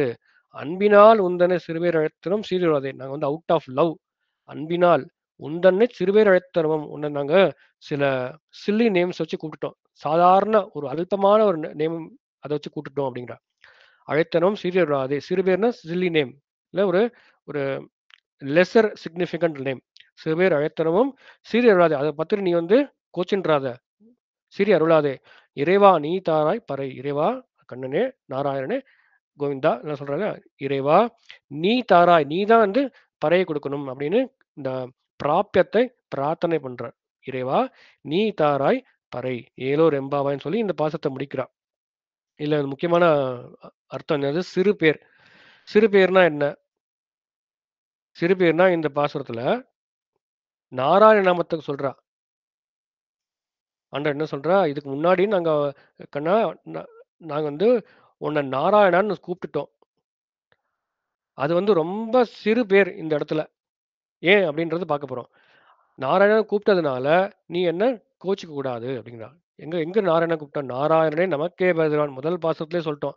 இப்ப நாற்றத்துழாமணி நாராயணன் இப்படிலாம் சொல்லியிருக்கோமே. நம்ம சொல்லியிருக்கோம். அதனால நீ அத வந்து ரொம்ப பெருசுபடுத்திக்காம நீ வந்து எங்கள பிளெஸ் பண்ணணும். சிறிய அருளாதே இறைவா நீ தாராய் பறை. இப்ப எதுக்கு நாராயணன் வந்து சிறு பேர் அப்படின்னா, அத ஃபர்ஸ்ட் நம்ம புரிஞ்சுக்கணும். இந்த கிருஷ்ணாவதாரம் கிருஷ்ணாவதாரம்னாலே நமக்கு முதல்ல வரக்கூடிய தாட் வந்து சௌலபியம். சுலபன். கண்ணன் அப்படின்னா போதும். நெக்ஸ்ட் என்ன? கண்ணன் அப்படின்னா நமக்கு என்ன ஃபர்ஸ்ட் நமக்கு மைண்ட்ல வரும்? வெண்ணெ சாப்பிட்டான். ஓகே. எல்லாரும் எல்லாரும் அவன போய் அடிச்சா. ஓகே. இதெல்லாம் என்ன எத குறிக்கிறது? சௌலபியம். ரொம்ப சுலபன் அவன் அப்படின்றத குறிக்கிறது. கண்ணன்னா ஓ! அவன் ரொம்ப பெரியவன். அவன நம்ம அடையவே முடியாதுன்னு நமக்கு அந்த தாட் வருது. அது வரவே வராது. நம்மாத்து பையன்பா அவன். பாய் நெக்ஸ்ட் டோர்ன்னு சொல்றோமே கண்ணன். நம்ம கண்ணன் அவன். குழந்தைய கொஞ்சும்போது கூட கண்ணான்னு தான் நெறைய கொஞ்சுறா. கோச்சிக்கும்போது ஏதாவது ஒரு தப்பா ஆயிடுச்சுன்னா, அட ராமான்னு சொல்றா. ஆனா கொஞ்சும்போது மட்டும் கண்ணான்னு சொல்றா. இப்ப கண்ணன் வந்து அவ்வளோ ஒரு சுலபன். இல்லையா? இப்ப கண்ணன் இந்த கிருஷ்ணாவதாரம் நடக்கும்போது, அவனுக்கு ரொம்ப பிடிச்ச விஷயம் என்னன்னா, அவன ஒரு பெரியவன் நெனச்சு யாரும் அப்படியே தள்ளி வச்சிறக்கூடாது. எல்லாரும் சேம் அப்படின்னு அந்த ஃப்ரெண்ட்ஸோட ஃப்ரெண்டா நான் இருக்கணும். ஆய்குலத்துல இருக்கக்கூடிய மக்களோட மக்களா நான் இருக்கணும். அப்படின்றது தான் அவனோட குறிக்கோளே. அப்படி இருக்கும்பொழுது, இந்த அவதாரத்துக்கு சேர, கிருஷ்ண அவதாரத்துக்கு சேர, "ஏய் நீ ரொம்ப பெரியவன்" அப்படின்னு சொன்னா அவனுக்கு கோவம் வந்துரும். ஒரு லௌகிகமா ஒரு எக்ஸாம்பிள். இப்போ ஒரு பிரைம் மினிஸ்டர், இல்ல ஒரு பிரசிடென்ட் ஏதோ ஒரு பெரிய பதவியில யாரோ இருக்கா. நாட்டுக்கே பிரைம் மினிஸ்டர்ன்னு இருக்கும். அந்த பிரைம் மினிஸ்டருக்கும் சில ஃப்ரெண்ட்ஸ்லாம் இருப்பாளா இல்லையா? ஒரு பால்ய சிநேகிதர்கள் அப்படிலாம் இருப்பா. ஸ்கூல்ல படிச்சவா. அவர் வந்து ஒரு நாள் லீவ் போட்டு, எனக்கு இன்னைக்கு ஒரு நாள் யாரும் என்ன தொந்தரவு பண்ணக்கூடாது. No appointment, no meeting. நான் வந்து என்னுடைய ஃப்ரெண்ட்ஸோட போய் ஜாலியா இருக்க போறேன். அப்படின்னு ஒரு கிராமத்துக்கு வரார். அவர் இப்ப வளர்ந்த கிராமத்துக்கு வரார். கிராமத்துக்கு வந்தபோது, அவளோட கூட படிச்சவர், அந்த பிரைம் மினிஸ்டரோட கூட படிச்ச அந்த ஃப்ரெண்ட்ஸ்லாம் இருக்காளே, அவ வந்து ரொம்ப சந்தோஷம். ஆஹா! இந்த பிரைம் மினிஸ்டர் நம்ம இந்தியாவோட பிரைம் மினிஸ்டரே வந்து நம்மளோட வந்து விளையாடுறாரு. நம்மளோட வந்து பேசுறாரு. நம்ம ஆத்துக்கு வந்து டீ குடிக்கிறாரு. இந்த மாரிலாம் நெனச்சு அவருக்கு ரொம்ப சந்தோஷமா இருக்கு அவளுக்கெல்லாம். அப்போ வந்து பிரைம் மினிஸ்டர எப்படி கூப்பிடுறாரு? "டேய் வாடா, போடா" அப்படின்னு தானே சொல்றார். அப்போ வந்து யாராவது ஒருத்தர், "சார்" அப்படின்னு சொன்னா அந்த இவருக்கு எவ்வளோ கோவம் வரும். சொன்ன பழகின அந்த ஃப்ரெண்டே வந்து, "சார் நீங்கலாம் பெரிய ஆள். நீங்க எங்க குடிசைக்குலாம் வந்திருக்கீல். எங்களுக்கெல்லாம் ஒண்ணும் இல்ல உங்களுக்கு குடுக்கறதுக்கு." இப்படிலாம் சொன்னா, அந்த பிரைம் மினிஸ்டருக்கு டக்குனு கோவம் வந்துரும். "நீ என்ன என்ன நெனச்சு பேசின்ட்டு இருக்க? பிரைம் மினிஸ்டர் நெனச்சு பேசின்ட்டு இருக்கல்ல. ஃபர்ஸ்ட்டு அத எடு. நான் உனக்குள்ள ஒருத்தன்." அப்படின்ற மாரி இது பண்ணு. என்னையும் கீழ உட்கார வை. என்னையும் நீ என்ன சாப்பிடுறியோ, அதையும் எனக்கு குடு. அப்படின்னு நான் சொல்றேன் அந்த பிரைம் மினிஸ்டர். சாதாரண ஒரு ஒரு லௌகீகமான விஷயம். ஒண்ணுமே இல்லாத இந்த லௌகிக விஷயத்துக்கே நமக்கு இவ்வளோ ரிலேட் பண்ண முடிகிறது.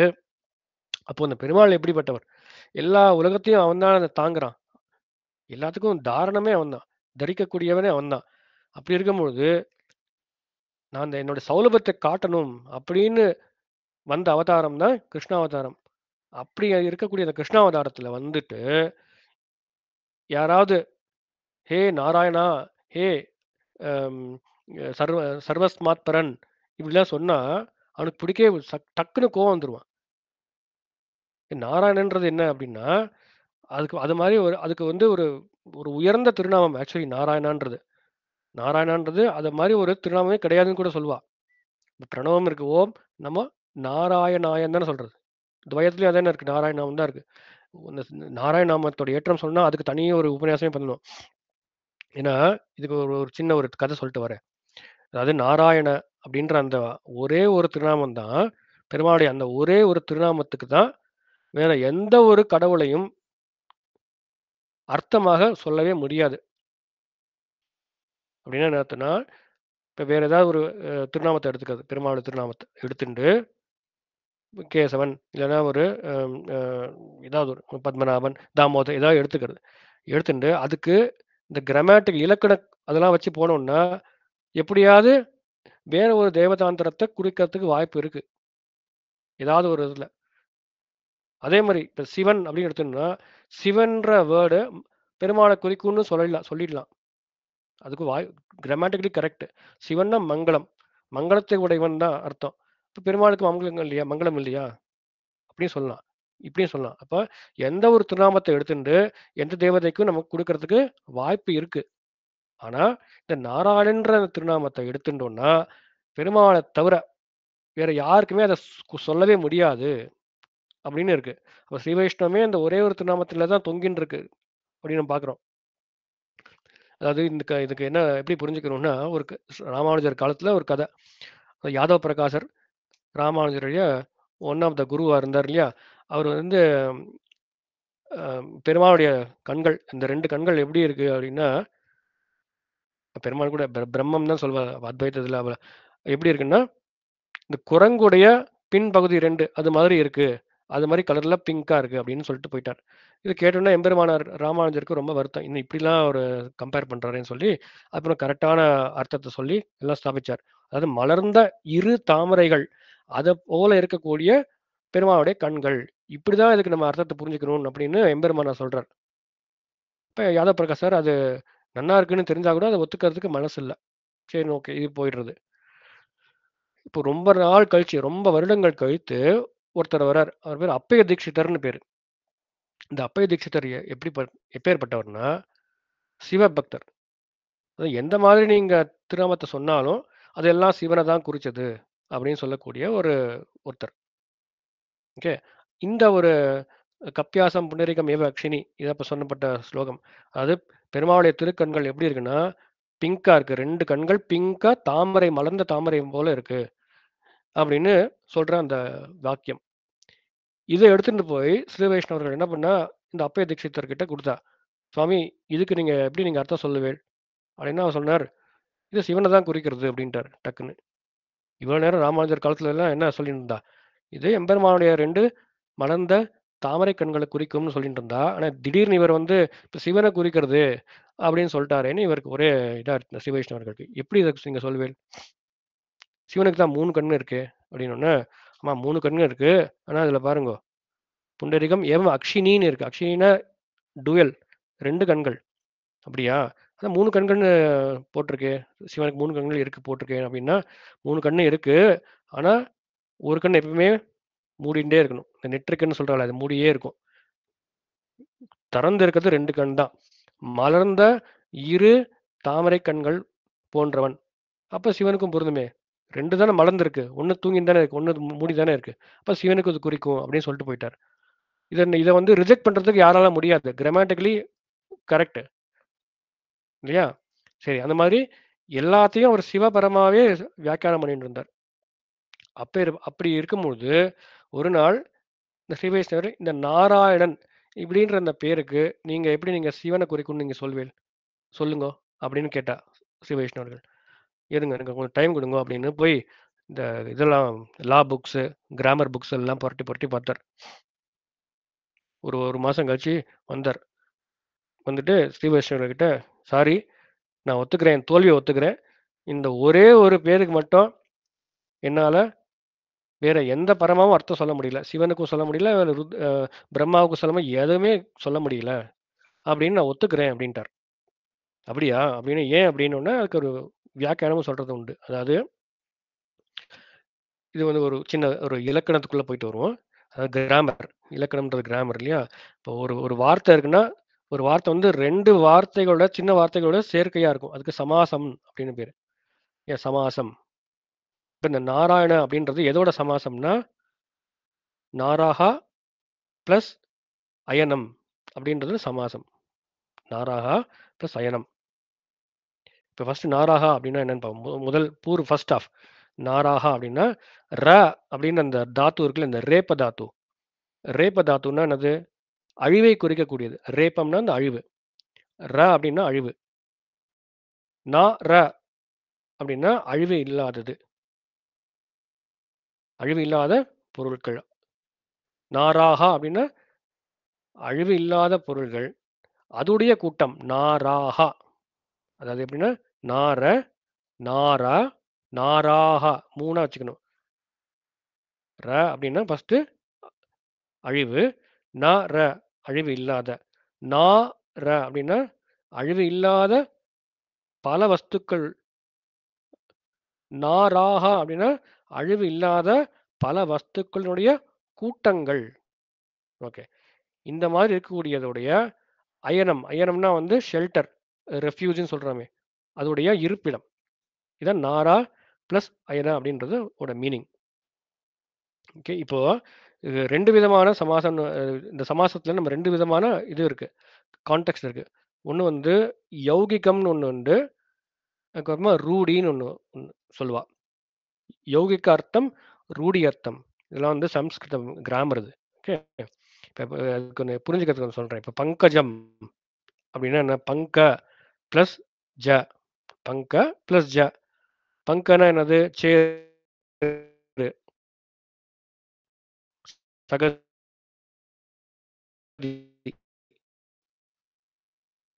ஜ அப்படின்றது ஜனிக்கிறது. இப்போ சேத்துலேருந்து ஜனித்தது அப்படின்னு தான் அர்த்தம். யௌகிக்க கூடும்போது என்ன வருதோ பங்க கூட்டல் ஜ, சேரு பிளஸ் தோன்றியது. பங்கனா வந்து சேரு, ஜனா ஜனிக்கிறது, சேத்துல ஜனித்தது. அது எதை குறிக்கும்? தாமரையை குறிக்கலாம், இல்ல இது இருக்கு நாய்க்குடை, அதுவும் சேர்ல தான் இருக்கு, இல்ல வேற ஏதோ ஒரு செடி இருக்கு அதுவும் சேர்ல வளர்றது அப்படின்னு அதையும் குறிக்கலாம், எதை வேணா குறிக்கலாம். ஆனா இதுக்கு ரூடி அர்த்தம். ரூடி அர்த்தம்னா என்னது?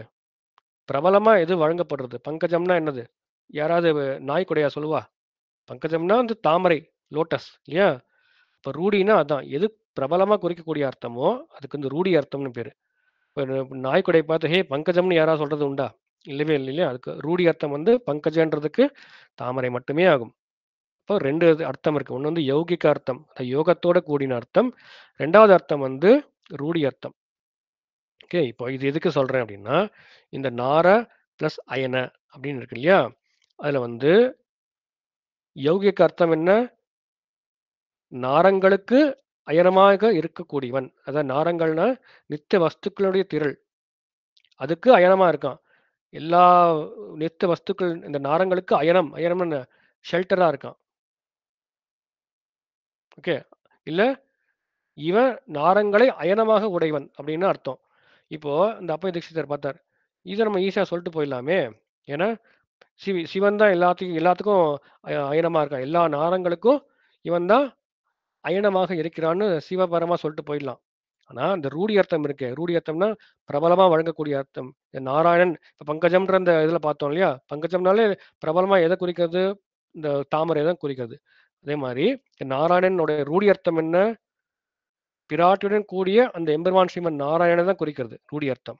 ஓகே, இப்ப நாரகா பிளஸ் அயனகா அப்படின்னு இருக்கு இல்லையா? அதுல வந்து அந்த கிராமர் படி பார்த்தோம்னா முதல் ஹாஃப் என்னது? ரகாரத்துல முடியாது. நாரகா, நாராகான்னு இருக்கு இல்லையா? அந்த ரால முடியாது. ரெண்டாவது என்ன ஆரம்பிக்கிறது? ஆல ஆரம்பிக்கிறது. ஓகே, இந்த ரெண்டாவது ஹாஃப் வந்து கால ஆரம்பிக்கலன்னா முதல் ஹாஃபோட லாஸ்ட், அதாவது முதல் வேர்டுடைய லாஸ்ட் ஹாஃப் வந்து ரால முடிஞ்சது.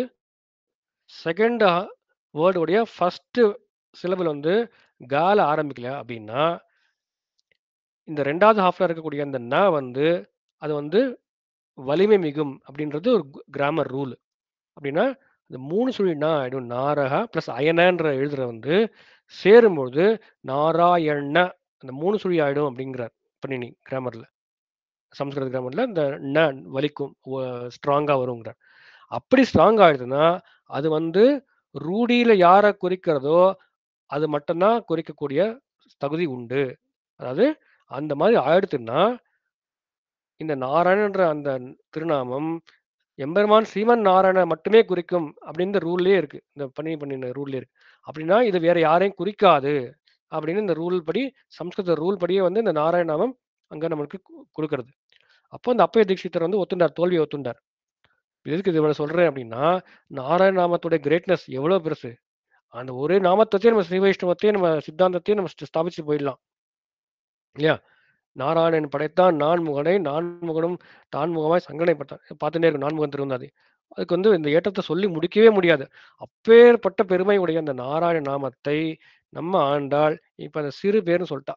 அவள சொல்றதுக்கு தான் நாராயணோட கிரேட்னஸ் அவள சொன்னாதான், அது ஏன் இங்க கான்டெக்ட்ல சிறு பேர் ஆயிடுச்சுன்னா, இவ்வளோ கிரேட்னஸ் தான் என்ன சொல்லி எங்கள புகழாதீங்க. கண்ணன் சொல்றான். இப்படிலாம் சொல்லிட்டு இருக்காதீங்க. இவை இரண்டாலும் பலித்தது பரத்த சோலபியங்கள்னு முமுட்சுமொழி சாதிக்கிறாரு. ஃபர்ஸ்ட் நாரங்கள்னா என்னது? நாரங்களாவன நித்திய வஸ்துக்களுடைய திரள் முமுட்சுமொழி சூத்திரம். அவையாவன ஞானானந்த அமலத்வாதிகளும், ஞான சக்தியாதிகளும், வாத்சல்ய சௌசீலாதிகளும் பெரிய ஒரு சூத்திரம். எல்லாத்தையும் சொல்றார். அதெல்லாம் படிச்சோம்னா நம்மளுக்கு முதல்ல தோன்ற அர்த்தம் வந்து நாராயணன்னா பெரியவன் தான் தோணும். இல்லையா? நாராயணன் அப்படின்ற அந்த அர்த்தத்துல சௌலபியமும் இருக்கு. ஆனா அது சௌலபியம் நம்மளுக்கு டக்குன்னு புலப்படாது. பரத்துவம் தான் புலப்படும். அதனால கண்ணன் பார்க்குறான். என்ன நாராயணன்னு சொல்லி உங்களோட கோஷ்டியில என்ன விலக்கிடாதீங்கோ. எனக்கு பிடிச்ச திருநாமம் என்ன தெரியுமா? கோவிந்தா தான் அப்படிங்கிறார். கோவிந்தா தான் எனக்கு பிடிக்கும். கோவிந்தான்னு சொன்னா பசுக்களின் ரக்ஷகன், பசுக்களின் காவலன். பசுக்கள் பின்னாடியே போயிட்டு இருப்பேன். அதனால எனக்கு வந்து ஹாப்பியா இருப்பேன். எனக்கு இந்த பசுக்கள் பின்னாடி போறது தான் பிடிச்சிருக்கு. அங்க பிரம்மபதத்துல உட்காந்துட்டு ஹா ஊ ஹா ஊன்னு சாமவேதம் சொல்றாளே, அது எனக்கு பிடிக்கவே இல்ல. எனக்கு போர் அடிச்சிருச்சு. I need change. எனக்கு வேண்டாம். எனக்கு உங்களோட வந்து நான் இப்ப கலந்து பரிமாறணும். சக்கரவர்த்தி திருமகன் ராமனும் அதான் சொல்றான். என்ன வந்து தசரதனோட புத்திரன்னு சொல்லுங்க நான் ஹாப்பியா இருப்பேன். அதை விட்டுட்டு தேவன் இவன் வந்து ஒரு பெரிய வேதத்தாலே அறியப்படக்கூடியவன் இந்த மாதிரிலாம் வேர்ட்ஸ்லாம் சொல்லாதீங்க வேண்டாம். தசரதனோட பிள்ளைன்னு சொல்லுங்க ஹாப்பியா இருப்பேன். அதே மாதிரி கண்ணன் சொல்றான் நான் வந்து வசுதேவனோட புத்திரன் சொல்லுங்க, நந்தகோபனோட புத்திரன் சொல்லுங்க, தேவகி யசோதையோட புத்திரன் சொல்லுங்க, இந்த கோபிகையால அடி வாங்கினான்னு சொல்லுங்க, நான் ஹாப்பியா இருப்பேன். இந்த இந்த யசோதை எனக்கு கட்டு போட்டுட்டான்னு சொல்லுங்க நான் ஹாப்பியா இருப்பேன். இதை விட்டுட்டு நீங்க என்ன யக்ஷனான்னு தெரியல, தேவனான்னு தெரியல, கந்தர்வனான்னு தெரியல. இது கோவர்தன விருத்தாந்தம் போது சொல்லக்கூடியது. கோவர்தன மலையை அப்படியே தூக்கிட்டான் கண்ணன். இப்ப எல்லாருக்கும் ஒரே ஆச்சரியம். இப்ப இந்த கண்ணோட ஃப்ரெண்ட்ஸ் எல்லாம் பாக்குறா, இவன் என்ன இவன் தேவனா, கந்தர்வனா, யக்ஷனா, தானவனா, யாரு நீ தெரியவே இல்லையே அப்படின்னு ஒண்ணு பயப்படுறா. அப்ப கண்ணனுக்கு ரொம்ப கோவம் வருது. டேய், நான் யாருன்னு தெரியுமா? நான் உங்களோட ஒருத்தன்டா. நீ என்னலாம் இப்படி சொல்லாதீங்க. இந்த மாரி என்ன கிரேட்லாம் சொல்லாதீங்க. நான் உன்னோட ஒத்தனா என்ன பாவிங்கோ அப்படின்னு சொல்லி சொல்றான். அப்போ இதுலேருந்து என்ன தேர்ன்னு அர்த்தம்னா, கிருஷ்ணாவதாரத்துக்கு சேர எது அவனுக்கு பிடிச்ச திருநாமம்னா கோவிந்த நாமம் தான். அதனால இந்த பாசம் 27வது பாசரத்துல ஒரு கோவிந்தா, 28வது பாசரத்துல ஒரு கோவிந்தா, 29வது பாசத்துல ஒரு கோவிந்தா. கூடாரை வெல்லும் சீர் கோவிந்தான்னு நேத்தி பாசனம். இதுல அம், குறை ஒன்றுமில்லாத கோவிந்தா, அப்புறமா இற்றை பறகொள்வான் அன்றுகான் கோவிந்தான்னு 3 இடத்துல கோவிந்த பட்டாபிஷேகம் பண்றா ஆண்டாள். அப்ப இந்த 3 இடத்துல நம்ம இன்னைக்கு பார்க்கக்கூடியது 2வது கோவிந்தா. நம்ம நடுவுல இருக்க ஒரு கோவிந்த நாமம். அது எப்பேற்பட்ட கோவிந்த நாமம்னா குறை ஒன்றும் இல்லாத கோவிந்தா அப்படின்னு சொல்றார். அப்ப கோவிந்த நாமம் தான் கிருஷ்ணாவதாரத்துக்காகவே இட்டு பிறந்த அந்த திருநாமம்னு கூட சொல்லலாம். பசுக்கள் பின்னாடி போறான். அது ரொம்ப ஹாப்பியா இருக்கு அவனுக்கு. நித்திய சூரியங்களோட இருக்கிறது அவனுக்கு அவ்வளவு ஹாப்பி இல்லையா? பசுக்கள் பின்னாடி போகணும். அதுவும் சின்ன சின்ன கன்றுகள் இருக்குல்ல, அந்த கன்றுகளுக்கெல்லாம் வந்து எப்படி தீர்த்தம் நதியிலிருந்து சாப்பிடணும்னு இவன் சொல்லிக் கொடுக்குறான். இட்டமான பசுக்களை இனிது மறித்து நீரூட்டி விட்டுக்கொண்டு விளையாட விருந்தாவனத்தை கண்டோமேன்னு நாச்சியார் திருமொழி கடைசியில சொல்ற ஆண்டாள். இட்டமான பசுக்கள் ரொம்ப பிடிச்சது பசுக்கள், கன்றுகள். இட்டமான பசுக்களை இனிது மறித்து நீரூட்டி அந்த கன்றுகளுக்கு எப்படி தீர்த்தம் சாப்பிடுறதுன்னு தெரியல நதியில இருந்து. அப்ப இவன் என்ன பண்றான்? கைய அப்படியே பின்னாடி மடிச்சுண்டு, நாக்கால நக்கி, நக்கி, நக்கி தீர்த்தத்த சாப்பிடுறான். கண்ணன் பண்றத பார்த்து, கண்ணன் பண்ணிட்டான், நம்ம பண்ண போறோம். அவன் தான் நம்மளுக்கு வழி. அப்படின்னு அந்த கன்றுகள் மாரி நம்ம இருக்கணும்ன்றது தான் இந்த பாசத்தோட தேர்ன்னு அர்த்தம். உபாயம் வேற எதுவும் இல்ல. அவன் தான் உபாயம். நம்ம பண்ணக்கூடிய கர்மயோகமோ, ஞான யோகமோ, பக்தி யோகமோ, நம்ம பண்ணக்கூடிய பிரபத்தியோ எதுவுமே உபாயம் ஆக மாட்டாது. ஏன்னா நம்ம சக்திக்கு நம்ம சொரூபத்த உண்மையா புரிஞ்சிருந்தோம் அப்படின்னா, நம்மளால எதுவுமே பண்ண முடியாது. அவன் தான் நம்மள கைய பிடிச்சுன்னு கூட்டின்னு போணும். நம்ம போய் அவன அடைவதுன்றது கிடையாது. மாறாக அவன் வந்து நம்ம கைய பிடிச்சுண்டு, அவனே வழியாக இருந்து நம்மள கூட்டிட்டு போய் எங்க கொண்டு வைக்க போறான்? அவனுடைய பரமத சாம்ராஜ்யத்துல அவனுக்கும், பிராட்டிக்கும், அவனுடைய அடியார்களுக்கும் கைங்கரியம் பண்றதுக்கு தான் வச்சு கூட்டிட்டு போறான்னு நம்ம தேர்ன அர்த்தம். துவயத்தை சொல்லக்கூடிய அர்த்தமும் இதுதான். இதுதான் 28வது பாசுரத்துடைய ஒரு ஒரு கொஞ்சம் சுருக்கமா சொல்லக்கூடிய அர்த்தம் இது. மேற்கொண்டு நம்ம 29 மற்றும் 30வது பாசுரத்தோட நம்ம நாளைக்கு திங்கட்கிழமை, அதாவது ஜனவரி 13 திங்கட்கிழமை 3 மணி இந்தியா டைம் 3 மணிக்கு நம்ம அனுபவிக்கலாம். 2 பாசுரத்தை சேர்த்து அனுபவிச்சு இந்த வருஷத்துடைய திருப்பாவையை நம்ம நிறைவு பண்ணலாம். ஏதாவது குறைகள் இருந்தா அடியனே சாரும், நிறைகள் இருந்தா அஸ்மத் ஆச்சாரியன் ஸ்ரீபுவே திருமலை வெஞ்சிபுரம் வெங்கடாச்சாரிய சுவாமி ஸ்ரீவில்லிபுத்தூரில் எழுந்திருக்கிற அவரே சாரும். ஸ்ரீமதே ராமானுஜ நமக. கரவுகள் பின் சென்று காணாம் சேர்ந்து உண்போம், அறிவொன்றும் இல்லாத ஆய்குலத்து உந்தன்னை பிறவி பதனை புண்ணியம் யாம் உடையோம், குறைவொன்றும் இல்லாத கோவிந்தா உந்தன்னோடு உறவேல் நமக்குங்கு ஒழுக்க ஒழியாது, அறியாத பிள்ளைகளோம் அன்பினால் உந்தனை சிறுபேர் அழைத்தனும் சீரியருளாதே, இறைவா நீ தாராய் பறை. ஆண்டாள் திருவடிகளே சரணம்.